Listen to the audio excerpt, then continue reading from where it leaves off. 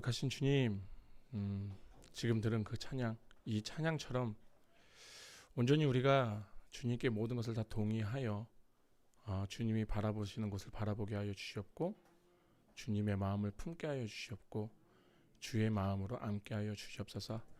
주님, 오늘 말씀을 전합니다. 전하는 입술을 붙잡아 주시고 온전히 하나님의 말씀 선포되게 하여 주시옵소서. 온전히 이 시간 또 듣는 귀들이 열리고 하나님의 말씀을 더욱더 이해하여 하나님께 나아가는데 한 걸음 더 나아갈 수 있는 시간이 되길 원하오니 성령님께서 이 시간을 모두 다 주관하여 주시옵소서. 예수님의 이름으로 기도드립니다. 아멘. 임마누엘. 이번 새벽 예배도 시작하고 아주 그냥 이번 주부터 되게 좀 되게 스펙타클했던 것 같아요, 한 주가. 그런데 새벽 예배하면서 참 너무 좋더라고요. 너무 좋더라고요. 그래서 혹시나 그렇다고 해서 저희는 너무 멀어서 못나요. 근처에 계시는 새벽 예배 가시면 됩니다.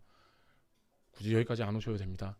그 자리에서 각자 그 시간에 각자 기도하면 우리는 예수 안에 하나로 기도하는 거예요. 너무 걱정하지 마시고요. 자, 오늘 말씀을 보겠습니다. 말씀 벌써 예수와 율법 세 번째 시간인데요. 지금 네 번째, 다섯 번째를 할지 다섯 번째를 그냥 다시 네 번째를 할지 지금 계속 고민 중에 있어요. 네, 아마 봐야 될 것 같습니다. 자, 먼저 19절의 말씀을 보면요, 이렇게 나옵니다. 그러므로 누구든지 가장 작은 이 명령들 가운데 하나를 어기고 또 그와 같이 사람들을 가르치는 자는, 그러니까 이 말이 뭐냐면은 그냥 짜질구레한 말들 있잖아요. 그냥 십계명은 지켜도 돼. 십계명은 꼭 지켜야지. 근데 그게 아닌 것들 있잖아. 뭐 다른 것들은 굳이 그렇게 신경 안 써도 되지 않냐? 이런 얘기하시는 분들. 지금도 많은 분들이 얘기하시는 것 중에 그런 거 많아요. 하나님께서 이제 구약에서 주셨던 많은 율법들 있잖아요. 그 율법 중에서 우리가 십계명은 꼭 지켜야 된다 얘기는 하는데, 근데 나머지에 대해서는 그렇게 신경 쓸 필요 없다고 얘기하시는 분들이 꼭 계시거든요. 근데 지금 오늘 말씀에서는 이렇듯 말씀을 이렇게 그러니까 가장 작은 명령, 율법을 어기고 또 그렇게 가리키는 자는 뭐라고 내렸나요? 하늘 왕국에서 가장 작은 자라 불린다라고 얘기하는 거예요. 그리고 그 다음에 보시면은 누구든지 그것을 행하고 가르치는 자 곧 그는 하늘의 왕국에서 큰 자라 불리리라. 아멘. 그러니까 또 이걸 이렇게 말하기 반대로 너희들이 지금 성경에 나와 있는 많은 율법들 있잖아. 그거 다 지켜야 돼. 그리고 꼭 그렇게 해야 돼 하면서 가르치는 자들 있잖아요. 그렇게 자기가 행하면서 가르치는 자들은요, 천국에서 큰 자로 불릴 거라고 말씀을 하시는 거예요. 그러니까 19절의 포인트는 딱 보면 재밌죠. 천국에서 크다고 불림을 받든 작다고 불림을 받든 일단은 천국을 다 들어가요. 아멘. 대학을 갔는데 수석으로 갔던 꼴찌로 갔던 어찌됐든 차이는 있지만 그 대학 안엔 다 들어가 있는 거예요. 그러면 일단적으로 이 19절에 있는 말씀의 대상자는 천국 백성이 맞는 거죠. 하나님이 선택하신 백성, 구원하신 백성들이 맞는 거예요. 그리고 거기에서 크다 작다 불림을 받을 거라고 얘기를 하는 거예요. 제가 예전에도 한번 이런 설명 드렸을 것 같아요. 우리가 이 땅 가운데서 하늘의 상급을 쌓고 하다 보면은 그럼 과연 그러면 이제 하늘에서 큰 자는 어떤 자가 큰 자이고 작은 자가 어떤 자일까 고민을 되게 많이 했는데 그냥 문득 이런 생각이, 어떻게 하나님께서 차등을 두실까라는 생각했는데, 아마도 차등을 두신다고 하시면은 큰 자는 아마 이 앞에 앉아 계시는 자처럼 하나님과 가까이 계신 분이고, 작은 자는 저기 기둥 보이시죠? 기둥 뒤에서 이렇게 하고 하나님 안 보이시네? 하나님 안 보이시네? 하는 자가 아닐까라는 생각? 이건 개인적인 의미, 제 생각은 괜히 또 어디 가셔서 우리 목사님이 작은 자는 기둥 뒤에 앉아 있는데 이러시면 큰일 나요. 그러시면 안 돼요. 그렇게 알고 계시면 될 것 같습니다. 근데 20절의 말씀은 확연하게 달라요. 전혀 다른 얘기예요. 20절 말씀 볼게요. 내가 너희에게 이르노니 너희 의가 서기관들과 바리새인들의 의를 응가하지 아니하면 너희가 결코 하늘의 왕국에 들어가지 못하리라. 그러니까 이 말은 천국에 들어가는 자와 못 들어가는 자를 정확하게 구분을 하는 거예요. 그래서 제 깜냥에서는 19절과 20절의 말씀을 붙여서 하게 되면 저도 헷갈려갖고, 그래서 일부러 나눈 거니까 그렇게 알고 계시면 좋겠습니다. 처음에 산상수훈을 시작했을 때 벌써 지금 20 몇 번째인데, 산상수훈의 말씀을 시작하면서 제가 드렸던 말씀을 기억하실 거예요. 산상수훈의 말씀은 내가 이것을 다 지켜서 구원을 받았다라는 내용이 아니라는 거예요. 구원을 받은 자가, 이 땅에서 구원받은 자가 구원받은 자의 삶을 누리는 법, 그러니까 하나님이 보시기에는 누리는 거고 우리 쪽의 입장에서는 힘든 거고. 어쨌든 산상수훈은 그리스도인의 품위에 대한 이야기예요. 그러니까 우리가 그리스도의 신부라고 얘기를 하잖아요. 신랑이 예수 그리스도죠. 아멘. 이럴 때는 아멘 크셔야 돼요. 신랑이 다른 분이시면 큰일 나요. 그러면 이제 우리가 이렇잖아요. 우리가 결혼을 하게 되면은 내가 결혼한 남편이나 신부에게 교제를 하거나 하게 되면은 만나는 대상에 있어 그 품격이 있으면 그 품격에 우리가 맞추려고 하잖아요. 그죠? 말도 안 되는 예지만 제가 대통령이 됐습니다. 그러면 저희 집사람이 영부인이 되는 거잖아요. 근데 그분이 품격에 맞게 다녀야 되는데 고쟁이 입고 계속 막 슈퍼마켓 다니면서 막 라면 사러고 다니면 이제 문제가 되는 거예요. 그죠? 그렇게 되면 어떻게 보면 이제 어떤 분들은 우리 영부인께서 되게 소탈하시네라고 얘기하겠지만 어떤 분들께서는 사진을 찍어서 난리가 나겠죠. 그러니까 똑같은 거예요. 왜요? 영부인으로서 남편이 대통령이기 때문에 거기에 대해서 우리가 품격을 서로 지켜주는 거. 이거는 예의예요. 이거는 질서예요. 마찬가지로 우리가 그리스도의 신부라면 그리스도가 우리 신랑이라면은 우리는 당연히 신부로서 예수님의 품격을 지켜 주어야 된다라는 거예요. 그렇기 때문에 우리가 또 그 신부로서의 지켜야 될 품위들이 있잖아요. 그걸 지키는 것. 예전에 제가 이제 해외에서 살면서 밖에서 이제 아프리카 살면서 거기 가끔가다 이제 식당을 가면 드레스 코드가 있어요. 우리나라에는 이제 거의 그런 것들이 없는데 저는 근데 그때도 편하게 나시를 입고 확 들어가니까 다음에 오실 때는 이거 입으시면 못 들어갑니다. 그래서 치사하게 진짜 내가 내 돈 내고 먹는데 했던 적도 있는데 이 고급 식당을 가게 되면 그렇다고 해서 제가 고급 식당을 간 건 아닙니다. 고급 식당을 가게 되면 그 식당만의 드레스 코드가 있고요. 또 식사법들이 다 있어요. 그러니까 이걸 모르면은 깽판 치는 거예요. 거기 들어가서. 그러니까 하나님께서 우리들에게 그리스도인으로서 이 땅에서 살아가는 품위와 그 품위를 지키는 룰을 우리에게 알려주시는 게 이게 바로 산상수훈의 말씀이라는 거예요. 근데 문제가 뭐냐면 이 품위를 지키는 게 세상의 가치랑은 너무 안 맞는 거예요. 그러니까 세상에서는 보면 세상 사람들이 우리 믿는 사람들을 보면 이해가 안 되는 거예요. 저 품위를 지키는 사람들. 너는 왜 이렇게 살아? 그러다 보니까 그리스도인이 세상에서 왕따를 당할 수밖에 없어요. 그러니까 왕따는 다른 말로 하면 우리가 흔히 얘기하는 박해나 핍박이라고도 얘기를 하는데 그러니까 이거는 어쩔 수 없는 상태가 되어 있는 거예요. 그러니까 이게 어쩌면 가장 쉽게 우리가 예수 안에 살 때 우리가 세상에서 핍박을 받는 이유라는 것을 설명이 될 것 같습니다. 우리가 예수 안에서 핍박을 받게 되는 거 왜? 그들과의 세상의 가치가 너무나도 다르기 때문에 몇 번 말씀드렸죠. 세상은요 원수가 있으면 복수를 해야 돼요. 우리 집안의 원수, 우리 아버지의 원수, 내가 어떻게든 너의 죄값을 받겠다. 그래서 막 내가 너 피눈물을 흘리게 만들겠다. 막 그러잖아요. 그리고 우리는 그런 것들을 영화나 드라마로 보면 되게 통쾌하게 생각하죠. 근데 만약에 어떤 사람이 정말로 원수를 갖겠다고 그 원수를 갖겠다는 일념하에 산에 들어갔어요. 40년 동안 무공을 연말을 했어요. 근데 갑자기 하나님을 만나서 내려오더니만 원수를 사랑하기로 했어요. 아멘. 너무나도 아름다운 얘기죠. 근데 세상 사람들이 보면은 뭐 말도 안 돼, 말 같지도 않은 소리를 하고 있어. 그럼 뭐야 말이야 뭐야? 너무 밋밋하잖아요. 아름답기는 하지만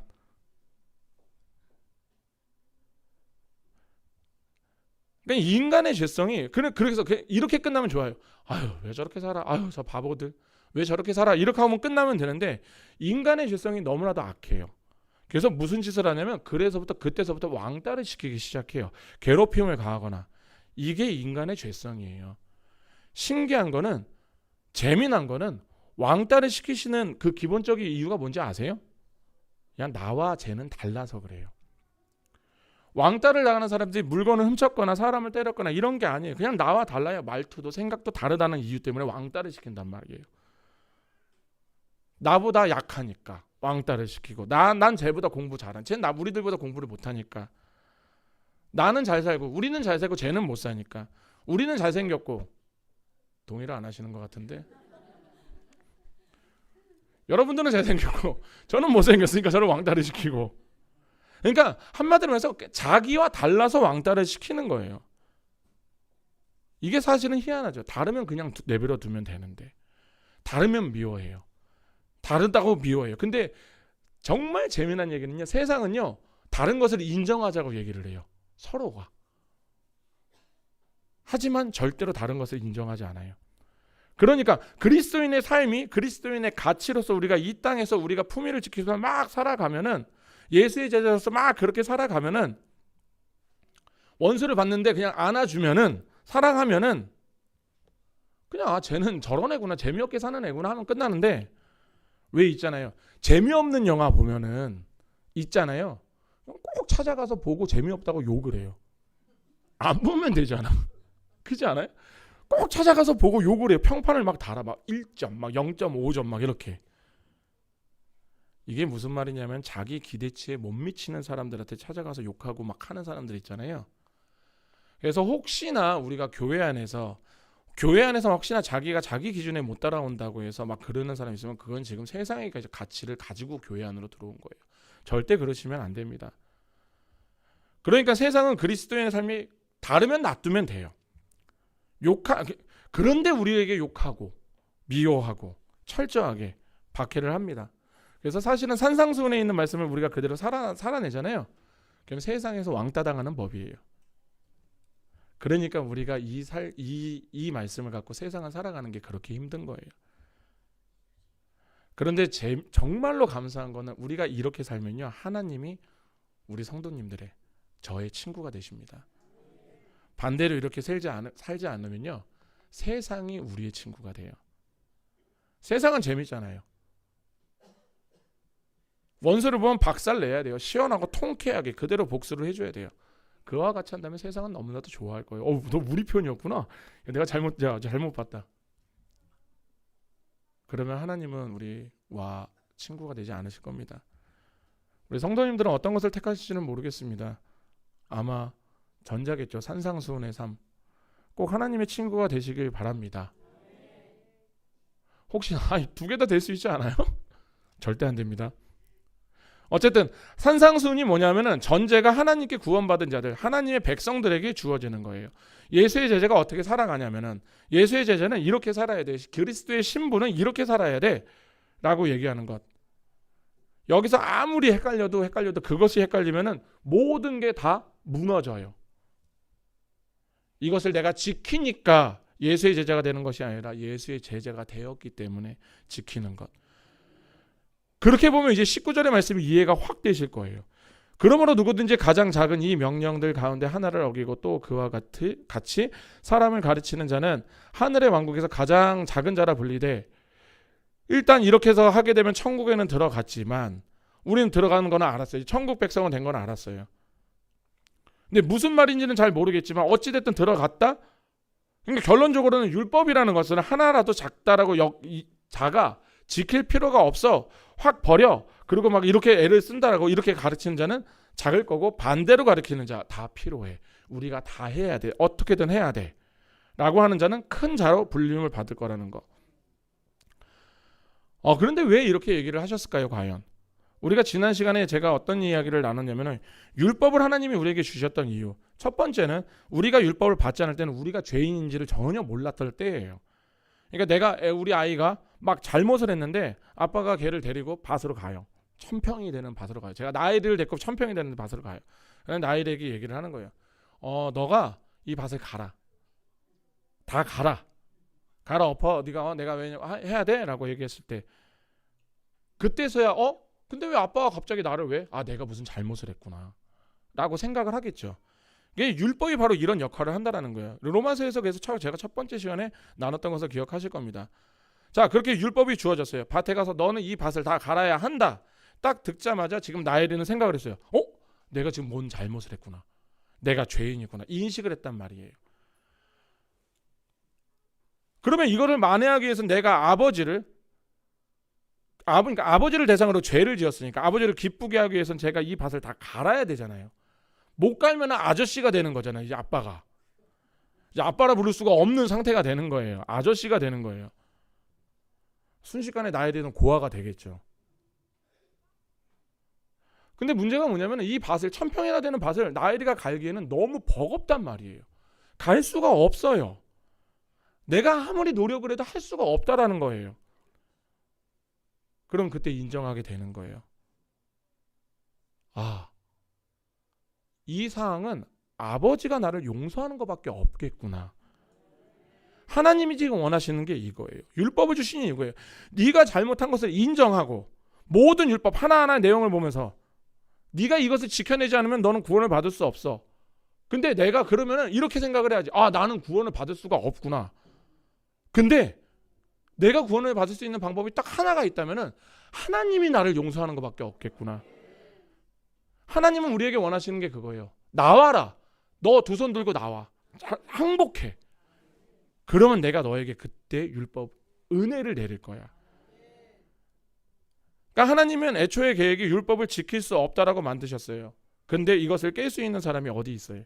근데 애초에 계획이 못 지킨다는 건데, 그러면 애초에 계획은 못 지킨다, 그러니까 내가 너네 죽여버릴 거야가 아니라 못 지키니까 너네들은 나한테 항복하고 나와야 돼요. 내가 그래야지 은혜를 부어. 제가 또 이렇게 말씀드렸다 해서 그럼 이제 우리는 그냥 율법은 그냥 신경 안 쓰고 살아도 되겠구나 생각하시면 안 됩니다. 갈라디아에서는 분명히 얘기했어요. 율법을 다 지켜야 된다고. 제대로 지키라고 얘기했어요. 그러면 이 말은요, 우리는 최선을 다해서 지키려고 노력을 해야 된다는 거예요. 하나님은요, 우리에게 최고를 바라지 않아요. 어차피 우리가 최고를 드려도 하나님의 입장에서는 만족이 안 돼요. 그렇다라는 것은 하나님은 우리에게 원하는 게 뭐냐면 최선을 원하는 거예요. 너희들이 최선을 다해서 나한테 와. 내가 용서해 줄게. 율법 지킬 거 없으니까 내가 땡닥땡닥 놀아야 되겠다. 그게 아니란 말이에요. 여하튼 이런 하나님의 의도를 어떤 사람들은 분명히 깨달은 사람들도 있을 거고 깨달지 못하는 사람들도 있을 거예요. 그러니까 깨달은 사람들조차도 사실은 구체적으로 구약 때 보면 예수 그리스도라는 하나님이 이 땅에 오셔서 십자가에 달려 우리를 위하여서 우리를 구원하신다라고까지는 예상을 못 하셨을 거란 말이에요. 그죠? 이게 예상이 안 되잖아요. 그래서 복음이 엄청난 거예요. 이 세상의 다른 종교들은요, 예상이 다 돼요. 근데 우리 기독교는요, 우리 성경은요, 예상이 안 돼요. 신이 와서 우리 때문에 죽으신대요. 이거는 어떤 곳에서도 인정이 안 되는 거예요.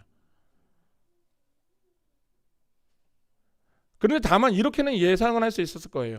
하나님이 우리를 구원하시는 방법은 율법을 지켜서, 왜냐면 우리가 율법을 다 지킬 수가 없으니까, 100점을 맞을 수가 없으니까, 그래서 이것을 깨닫으니까 그때에서 우리가 할 수 있는 행동은 딱 하나예요. 하나님이 나를 용서하는 것밖에 없구나. 그래서 하나님께 긍휼과 자비를 구하는 사람들이 나오기 시작하였을 거예요. 구약에도 분명히 그런 사람들이 나왔을 거예요. 대표적으로 다윗이죠. 다윗의 시만을 보더라도 메시아를 계속 기다렸던, 그리고 다윗이 메시아를 계속 기다렸던 선지자들, 그들이 계속 하나님께 긍휼을 구하잖아요. 어쨌든 그러면 이제 하나님께서는 그래, 내가 너희를 용서할게. 너희가 구원을 받을 수 있는 방법은 내가 용서하는 거 그거밖에 없잖아. 그래서 내가 널 용서하기 위해서 내가 대속 제물을 보내는 거야. 근데 너희들의 죄가 무한하잖아. 오늘 아침에 여기 오시면서 아마 죄 한 30개 이상씩 다 지으셨을걸요? 안 지으신 분 없어요. 우리가 그 정도로 죄인인 거예요. 이 자리까지 오는 그 자체에도. 사실 지금 이 안에서도 다른 생각하시는 분들 계실걸요? 저에게 투시한 사를 주셔서 다 투시를 해갖고 집사님 그러시면 안 됩니다를 얘기할 수 있으면 좋겠지만, 인격적인 하나님이시면 절대 안 그러시겠죠? 그러니까 그런 거예요. 그 무한한 죄성을 가진 우리를 용서할 수 있는 대속 제물은요, 딱 하나밖에 없어요. 무한한 존재. 이 땅에서 무한한 존재는 딱 한 존재밖에 없죠. 하나님. 그래서 예수님이 달려 돌아가심으로써 우리가 용서가 된 거예요. 그런데 이렇게 되니까 율법 하나하나를 다 안 지키면 내가 널 죽일 거야라 하셨고, 근데 이거는 공갈 협박은 아니니까 겁을 주게 해서 지키든 말든 네가 알아서 해. 근데 내가 겁은 줘야 되겠다. 이런 건 아니잖아요. 그러니까 하나님의 진심은 진짜예요. 율법을 다 지켜야 돼. 안 그러면 내가 너희들 구원하지 않을 거야. 근데 인간이 지킬 수 없기에, 그러면 내가 너희를 살릴 수 있는 방법을 택하겠다. 그게 바로 내 독생자를 보내겠다. 아멘. 그렇기 때문에 우리의 모든 죄를 담당하셨고 다 이루셨기 때문에 하나의 율법을 모두 다 이루셨다라는 거예요. 그래서 예수님께서 죽으심으로써 모든 율법이 다 완성이 된 거예요. 그게 바로 마태복음 5장 17절의 말씀이에요. 내가 율법이나 대언자들의 글을 폐하러 온 줄을 생각하지 말라. 내가 폐하러 오지 아니하고 성취하러 왔노라. 아멘. 이 이야기는 정말 중요한 이야기입니다. 하나님께서 성경에 말씀하신 내용 중에서 우리가 어떤 것은 공감을 하고 어떤 것을 공감하지 못하는 것들이 분명히 있을 거거든요. 이거는 이렇게까지는 아니잖아. 이거는 어떻게 해? 근데 지금 하나님께서는 얘기하시는 하나님이 하신 모든 말씀은 사라지는 게 없대요. 다 이루실 거라고. 그리고 그것을 이루신 분이 예수 그리스도라는 거. 아멘. 자, 그러면 이제 우리가 그때 해야 될 게 뭘까요? 예를 들어서 이렇게 생각하시면 좋아요. 제가 사채업자한테 빚을 어마어마하게 지었습니다. 그러다 여차하다가 빚을 갚지 못했어요. 그럼 우리가 영화나 뉴스에서 보시잖아요. 그분들이 와서 막 협박하고 막 어떻게 하고 너 나하고 저기 병원 좀 가야 돼. 그래서 왜요? 하면 너 뭐 하나 꺼내야 돼. 막 이런 거 막 하잖아요. 우리 영화나 그런 거 봤잖아요. 그럼 저는 무서워서 벌벌 떨고 있겠죠. 근데 이때 옆에서 제 아버지가 듣고 있다가 제가 그 빚을 감당하겠습니다. 근데 문제는 제가 알아요. 우리 아버지가 돈이 한 푼도 없다라는 거 알아요. 근데 이 일을 해결하려면 돈이 있어야 되잖아요. 그러고 나서 사채업자하고 저희 아버지하고 같이 나갔어요. 그리고 사채업자한테 전화가 와요. 너 이제 넌 괜찮아. 너 살았어. 그러니까 이 이야기는 반대로 이야기하면 우리 아버지가 어떻게든 뭔가를 지불을 했다라는 거겠죠. 그러면 제가 궁금해야 되는 게 뭐냐면은 아버지가 구체적으로 어떤 일을 당했는지를 알아야 돼요. 그게 사람이죠. 아버지에게 무슨 일이 있었는지를 알아야 이게 사람의 도리잖아요. 마찬가지예요. 예수 그리스도가 십자가에 죽으심으로써 우리의 죄를 씻겨주셨는데 그리고 모든 율법을 예수님께서 십자가에서 완성을 하셨는데 그래서 우리가 살아났는데 예수님이 십자가에서 온몸에 갈기갈기 찢기셨는데 피 흘리시면서 이 율법을 이루셨는데 그러면 최소한 우리가 이 율법이 무엇인지는 알아야 될 거 아니에요. 십자가에서 이루신 이 율법이 도대체 어떤 것이길래 이 율법을 주신 하나님이 우리에게 왜 이렇게 부담을 주시는 것인지 그리고 결국엔 독생자의 피로써 예수 그리스도의 피로써 다 이루셨는데 이게 왜 그런지 궁금해 하셔야 된다는 거예요. 이게 바로 우리 쪽에서의 의무예요. 그리고 우리가 그것을 아는 순간순간 매 순간을 감사해야 된다는 거예요. 이게 바로 우리가 구약을 공부해야 되는 이유고 우리가 구약에서 율법을 공부해야 되는 이유예요. 내 위기 와서 내 위기 덮지 마시고 저 때문에 사채업자로 인해서 아버지가 고통을 받았다고요. 큰일을 당했다고요. 그럼 제가 달려가서 아버지가 여기 이렇게 붙잡고 오실 여기 걸 뗐나? 어디 걸 뗐든지 뗐다라는 말이 좀 그렇긴 한데 아무튼 여기 걸 만약에 떼서 지불을 했다고 치자고요. 여기 자꾸 오실 거 아니에요. 그럼 제가 뛰어가서 물어봐야죠. 아버지 괜찮아요? 어떻게 하신 거예요? 근데 아버지가 갑자기 야 내가 네 때문에 이 꼴이 났다 야. 이런 부모 없어요. 없다니까요. 보통 모든 부모들은 괜찮아 아빠 괜찮아.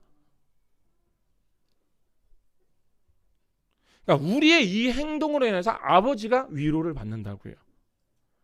부모가 위로를 받는다고요. 그렇기 때문에 우리가 율법을 알아갈수록 하나님이 위로를 받는 거예요.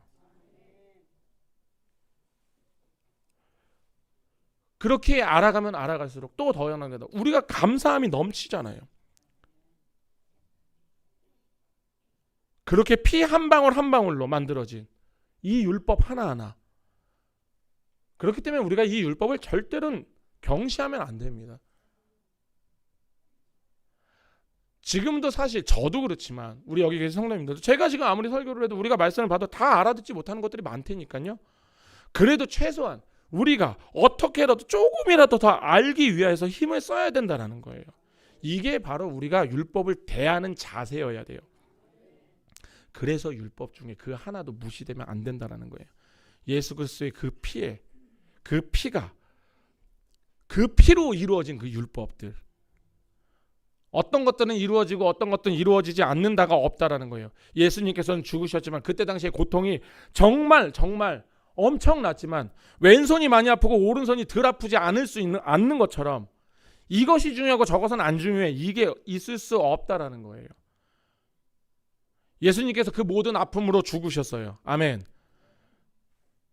그렇기 때문에 우리는 작은 율법, 큰 율법이 아니라 모든 율법들 제대로 알아야 된다라는 거예요. 왜냐하면 그 율법들은 다 성취가 되었거든요. 그래서 우리들이 성경을 대하는 태도가 늘, 특히 이게 구약에 있는 법, 율법 같은 내용이 나오면은 우리는 항상 일단 예수 그리스도를 떠올려야 돼요. 이것이 의미하는 것이 무엇일까? 이것이 무엇을 의미하길래? 제가 그래서 번제물에서 제가 예전에 말씀을 드렸죠. 하나님은 죄를 그렇게 보세요. 갈갈이 찢어버리세요. 죄를 그렇게 싫어하세요. 그래서 예수님이 십자가에서 그렇게 갈갈이 찢기신 거예요. 우리가 이런 것들을 고민을 해야 된다는 거예요. 우리가 이런 것들을 왜 고민을 해야 되냐면, 더 궁금해야 되냐면, 방금 전에 말씀드렸던 것도 있지만 하나님은 참 선하세요. 어찌됐든 우리는 율법을 다 지키지 못해요. 그래서 예수님이 오신 거니까. 그래서 지금 하나님이 하실 거니까 나는 아무것도 안 해도 돼. 그냥 나는 있는 대로. 제가 예전에 선교사로 있을 때 그 선교 이제 같이 이제 동역하면서 했던 선교팀 한쪽에서 이런 소리를 했던 적이 있습니다. 하나님이 하실 거니까 자기네들은 앉아서 기다리고 있대요. 그래서 제가 돌아가실 때까지 기다리실 것 같은데요. 계속 그 자리에 앉아 계시겠어요? 계속 제가 그 얘기를 드렸었거든요.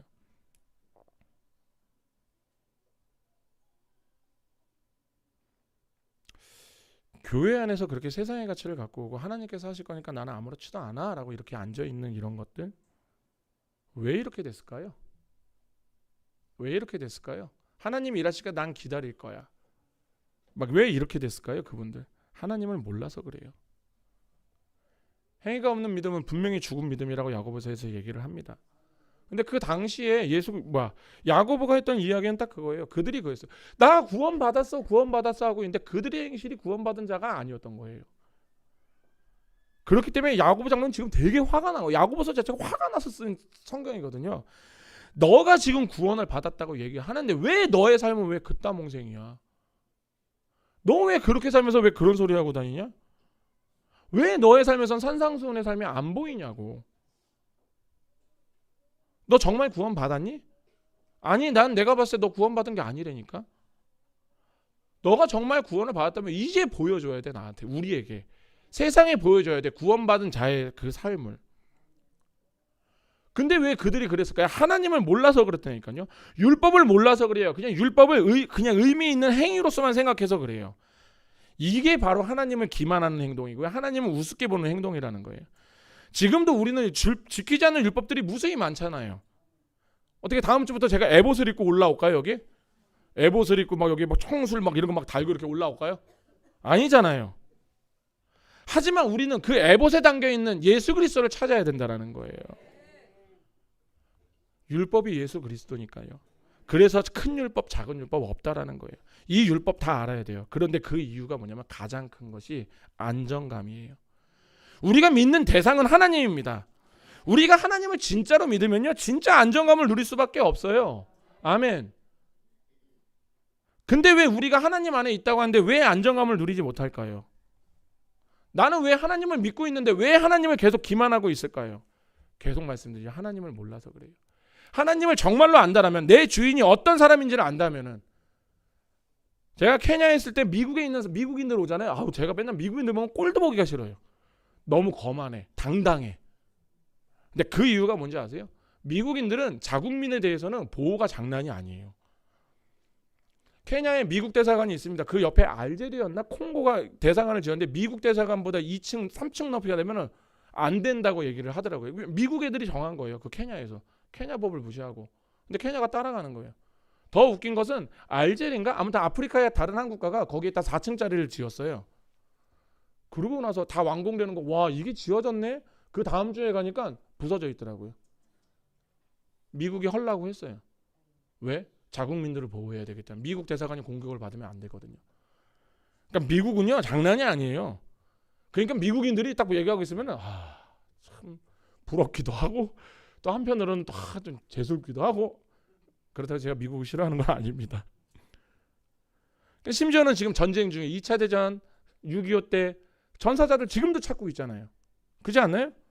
그러니까 미국인들은 당당한 거예요. 어디를 가도. 왜? 내 나라는 날 버리지 않거든. 반대로 내가 미국 사람인데 미국 사람인지를 몰라요. 미국이 어떤 나라인지를 몰라요. 그럼 되게 무섭겠죠. 내가 어디를 가도 무슨 공격을 받을지 모르니까. 하나님은 하나님의 백성을 위해서 어떻게 일하는지 우리가 알게 된다면, 하나님이 우리를 어떻게 창조하신지를 안다면, 이 패역한 백성을 어떻게 구원하셨는지를 안다면 하나님이 여지껏 하신 모든 약속이 다 이루어졌다라는 거, 그리고 다 이루실 것이라는 것을 우리가 알고 있다면 우리는 그때 하나님 안에서 안정감을 누리는 겁니다. 이 세상에서 우리가 나아갈 때 많은 여러 일이 있잖아요. 제가 처음 케냐에 갔을 때, 케냐라는 곳은 저하고 전혀 우리나라하고 전혀 달라요. 사람들만 보고 있어도 제가 속 터져 죽어요. 어떻게 저렇게 느릿느릿할까? 어떻게 저렇게 살까? 그냥 간단한 예로 아침에 10시에 만나기로 했는데 안 와요. 왜 안 오지? 2시간이 전화해서 전화를 어디야? 오다가 친구 만났어. 친구 만났구나. 근데 왜 안 와? 친구가 밥 먹고 가지. 그래서 그랬구나. 야 벌써 3시인데? 그래? 근데 왜 화를 내? 아니 내가 화낸 건 아니고 근데 우리 만나기로 했잖아. 내가 오다가 친구를 만났고 그 친구가 밥을 먹자고 해서 밥을 먹고 가는 거야. 왜 화를 내? 그랬구나. 전혀 우리랑 다르잖아요. 제가 1년 동안 속 터져 죽는 줄 알았어요. 제가. 모든 게 달라요. 근데 가는데 제가 두려움이 없었겠니? 없었을까요? 두려움이 있었죠. 그런데도 저는 거기에서 하나를 딱 가장 제가 갖고 있었던 게 안정감이었어요. 무섭기는 해요. 내가 여기서 죽을 수는 있겠다라는 생각도 해봤어요. 하지만 하나님께서 나를 데리고 가시겠다는 안정감은 그러니까 이곳저곳 막 다니기 시작했던 거예요. 왜? 내가 여기서 어떻게 되든 난 하나님 만날 수 있으니까.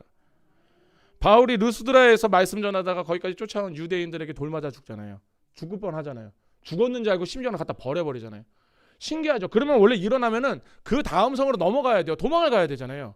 근데 일어나서 그 성으로 다시 들어가요. 왜? 나는 괜찮으니까. 아직 그곳에 말씀을 들어야 되는 사람이 있으니까 들어가요. 그러고서 그 다음 날에 더 배로 가요. 이게 하나님 안에서 안정감을 누리는 자들이 하는 행동이에요.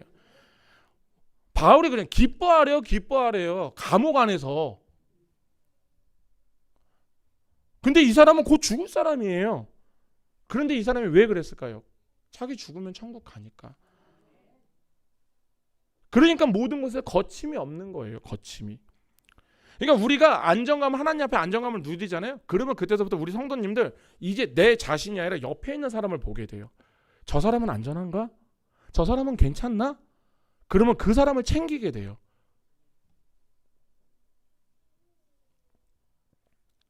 여기에서 하나 오해하지 말으셔야 되는 것은 성경을 많이 알아서 큰 자가이고 성경을 많이 몰라서 작은 자가 아닙니다. 내가 율법을 100% 꿰고 있으니까 내가 큰 자가 아니고 내가 율법을 모르니까 작은 자가 아니에요. 물론 많이 알면 알수록 좋아요. 근데 진짜 중요한 것은 내가 진짜 하나님을 믿느냐예요. 그리고 그 안에서 내가 진짜 잘 모르더라도 안정감을 누리고 있느냐예요. 내가 만약에 이 땅에서 안정감을 정말 누리고 있잖아요. 그분은 분명히 장담하건대 하늘에서 큰 자일 겁니다. 근데 내가 지금도 안정감을 누리지 못하고 하나님 안에서 벌벌 떨고 있다면은 아마 그분은 작은 자일 겁니다. 기둥 뒤에 있을 수 있어요. 조심하셔야 돼요. 그러니까 우리 성도님들은 생각하시면 돼요. 내가 지금 안정감을 누리고 있냐 아니냐.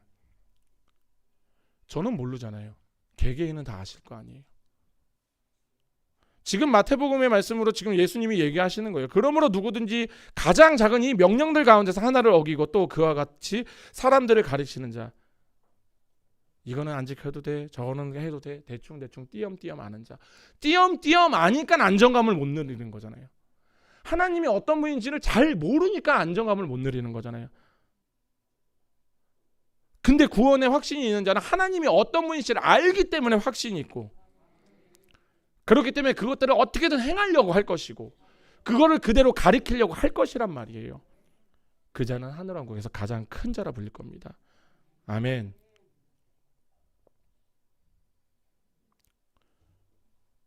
그런데 우리가 100% 안정감을 누릴 수 있을까요? 사실 좀 불가능하다고 얘기하죠. 근데 우리가 불가능하다고 얘기 안 하셨으면 좋겠어요. 나는 약해요. 우리는 약해요. 근데 하나님이 강하세요. 내 안에 계신 하나님이 하세요. 그렇기 때문에 우리 성도님들 10년 전과 지금의 모습을 보세요.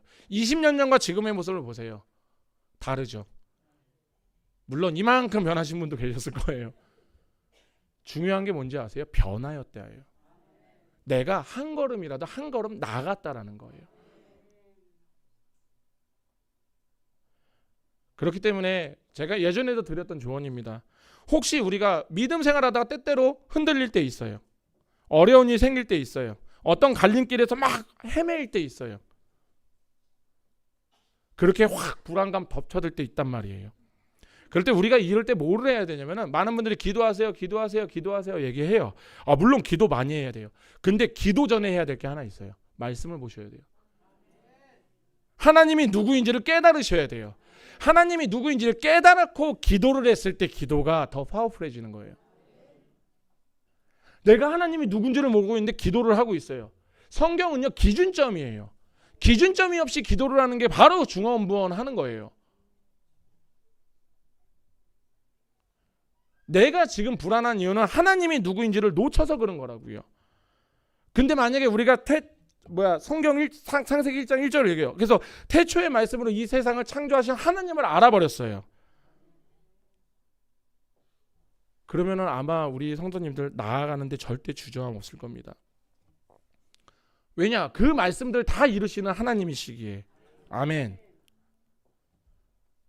그럼 내가 이 하나님을 왜 의심하지? 나의 길은 탄탄대로는 아닐지라도 내가 가는 그 길에는 예수가 있는데, 그렇게 그 길은 좁고 험하다고 한 거예요.